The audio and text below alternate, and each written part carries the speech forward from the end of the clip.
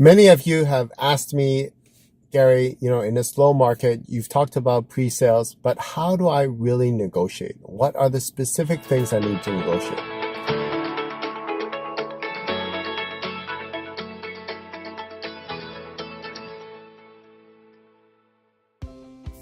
Hey guys, Gary here, and I'd like to go into some details on how to negotiate in pre-sales in a slow market. I talked about deposits and pricing, but there are 6 strategies that I use when it comes to negotiating for pre-sales in a slow market. Number 1, I talked about this before, deposits. If a development is structured in a way where the deposit structure is 5, 5, 5, 5, 5, so if a development is structured with a 25% deposit structure, like let's say they want 10% upfront, 10% later, and then 5% after that. Sometimes in pre-sales, you are able to negotiate the terms. So let's say you want 20% deposit structure, 10% and then 10%. Or maybe you want to split up that 10%. I want to do 5% upfront, 5% a little bit later, 5% a year later, and then 5% maybe 18 months later. Something like that. Or maybe you're like, oh, well, I want to put 10% upfront and I want to put 5% later. Developers want 10% upfront. So if they're structured at 5, 5, 5, 5, like 20%, maybe you can structure it where that you pay more down, but you want a better price. So you sell the sales team, hey, I'll put 10% down, you give me an extra $10,000 off or $20,000 off or whatever, right? So the deposit structure is key, where you can use that to negotiate. Number 2 is choosing which units to buy. So in a development, there are some desirable units and some undesirable units. Some units are easier to sell and some units are harder to sell. So when it comes to negotiations, which units do you think you'll have more negotiation room with? The easy to sell units or the hard to sell units? You're right, the hard to sell units. You're gonna have more negotiating leverage. So if they have a particular floor plan that's really popular and they're selling like hotcakes, chances are you'll have less negotiating room for those ones. The ones where the floor plan is not selling as fast, those ones you'll have more negotiating room. I say that with a grain of salt because what's considered hard to sell at a particular time may be easy to sell later on. And what's easy to sell early on may be hard to sell later on. So it really depends on the time. So they don't know, the sales team doesn't know which units will guarantee sell for sure and which ones don't. But let's say the floor plan A, the A plan is selling like hotcakes and the B plan is not selling so much. So at that time, when you're at the presentation center negotiating, B plan, you'll probably get more negotiating room. But who knows? Let's say the B plan starts selling like hotcakes, but then the A plan is all of a sudden, nobody's buying that one. So maybe A plan, there would be more negotiating room. So picking the right unit and the floor plan during negotiations is very important. Number 3, be clear on the price you're willing to offer. If you go into your presentation center and you just tell the sales team, hey, I want the lowest price possible, versus you go into the presentation and you say to the sales team, hey, you know what? I want $763,500. They're like, this person has done the numbers. This person has calculated the price per square foot. And you will be perceived differently in the eyes of the sales team. One is just looking for a great deal. Everybody wants a great deal. The second, this person looks like a serious investor. They are offering a specific number because it works for them. Usually investors, pretty clear, it's pretty simple. If the numbers work, they'll pull the trigger. If they don't, they walk away. Simple as that. They don't have any emotional like, oh, well, I'm not too sure on that. So being clear on the price you want is very important. Number 4, buying more than one unit. So buying bulk. So obviously, if you go to a developer and you go to the presentation center and talk to the sales team, hey, I want to buy 10 units. You're going to have a lot more negotiating room than if you went in there and said, I want 1 unit. That's probably common sense. But having said that, let's say you want to buy 10 units. Buying 10 units in one shot is different from buying 10 units over time.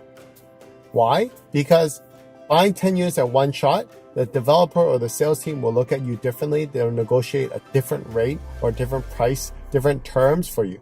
But let's say you buy one unit, and then a couple of weeks later you buy another unit, a couple of weeks later you buy another unit. The developer or the sales team doesn't know how many units they're going to buy. So they can't really give you a discount based on you buying 10 units because they don't know for sure how many units you're going to buy. You could say you're going to buy 10 units, but well, you've only bought 2 or 3. So they can only give you a discount based on you've only bought 2 units. So if you're going to buy multiple units, it's best to do it in one shot, one sitting. Number 5, working with the right realtor. Certain realtors have different relationships with developers.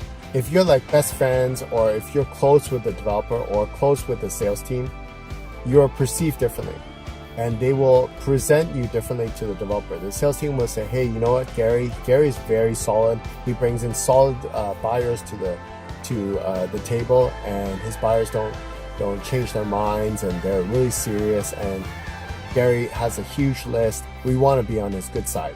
We want to definitely build a relationship with Gary, because in the future, we want to sell more of your projects, Mr. Developer. So we want to definitely have a good relationship with Gary, because Gary always brings great deals or great clients to come buy your units. Versus the sales team meets a realtor and nobody's ever heard of that realtor, and they have to judge it based on what they know. So remember I talked about first impressions are important. Exactly. So they see a realtor that they don't know, they can only judge what they see. So if the realtor is kind of like not dressed professionally, and they bring in some clients who are not really super serious, and this realtor is wasting a lot of the sales team's time, then the sales team doesn't have a good impression. And when they present an offer to the developer will ask the sales team, what do you know about this realtor? Is he a big shot, superstar? Does he have a lot of buyers? How important is it for me to build a good relationship with this realtor? And that will affect your negotiating ability. Number 6, I've been talking about it throughout this video. It's important to be the right buyer.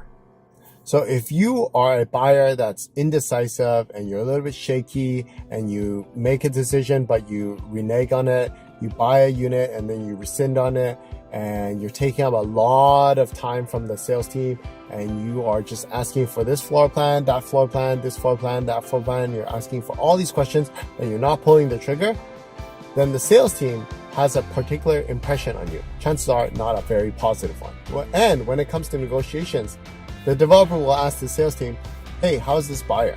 They want a 10% discount or whatever, but how's this buyer? Are they serious? And if you have a bad reputation, the sales team will say to the developer, well, this buyer, he or she has rescinded on a couple of units, he or she is high maintenance, he or she is really indecisive, and that will affect your negotiating leverage.